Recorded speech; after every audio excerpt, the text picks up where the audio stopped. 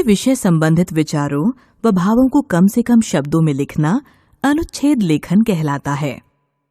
अनुच्छेद अपने आप में पूर्ण होता है। अनुच्छेद लिखते समय निम्नलिखित बातों पर विशेष ध्यान देना चाहिए। यह 80 से 100 शब्दों में लिखा जाना चाहिए। सबसे पहले अपने विचारों को क्रम दीजिए। वाक्य छोटे व एक दूसरे से जुड़े हुए हों। अनुच्छेद का आरंभ सीधे विषय से कीजिए। भाषा सरल, स्पष्ट व रोचक हो। एक ही बात को बार बार न दोहराएं। किसी सूक्ति या कथन का प्रयोग कर सकें तो अच्छा होगा। अनुच्छेद संक्षिप्त व प्रभावशाली हो। आइए अनुच्छेद के उदाहरण पढ़ें। आदर्श विद्यार्थी। आदर्श विद्यार्थी का अर्थ है श्रेष्ठ आचरण वाला विद्यार्थी। आदर्श विद्यार्थी वही हो सकता है जिसमें सच्चरित्रता और नैतिकता कूट कूट कर भरी हो। आदर्श विद्यार्थी विद्या प्रेमी होता है। वह आलसी और आडंबरपूर्ण विद्यार्थियों से अलग रहकर अपने अध्ययन में लगा रहता है। आदर्श विद्यार्थी हमेशा विद्या के प्रति विनयशील रहता है।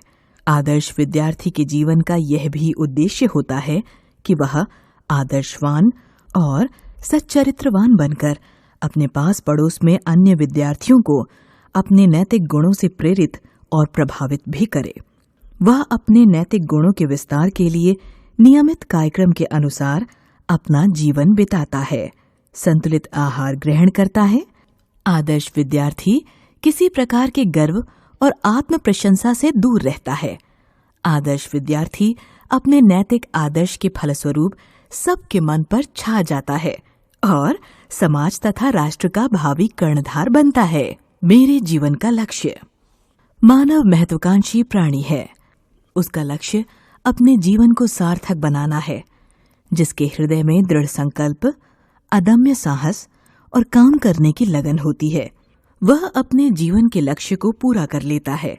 मैं अपने जीवन को सार्थक बनाने के लिए आदर्श अध्यापक बनना चाहता हूँ। शिक्षण काल से ही मेरी पढ़ने पढ़ाने में रुचि रही है। कई बार मेरे गुरुजनों ने मेरी कुशाग्र बुद्धि एवं शिक्षण विधि की भी सराहना की है।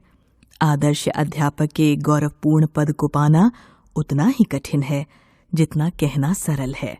इसके लिए कठिन साधना करनी पड़ेगी, तभी सिद्धि प्राप्त हो पाएगी। आदर्श अध्यापक बनने से पहले मुझे आदर्श विद्यार्थी बनना होगा। मेरा विचार है कि विद्या ही सर्वोत्तम धन है। इसका दान ही सबसे बड़ा दान है। अध्यापन कार्य में मेरी सहज स्वाभाविक रुचि है। यह मेरा सौभाग्य होगा और जीवन की सार्थकता होगी कि मैं आदर्श अध्यापक बनकर राष्ट्र के भावी कर्णधारों का पथ प्रशस्त करूं। दिए गए संकेत बिंदुओं के आधार पर अनुच्छेद लिखने का अभ्यास कीजिए।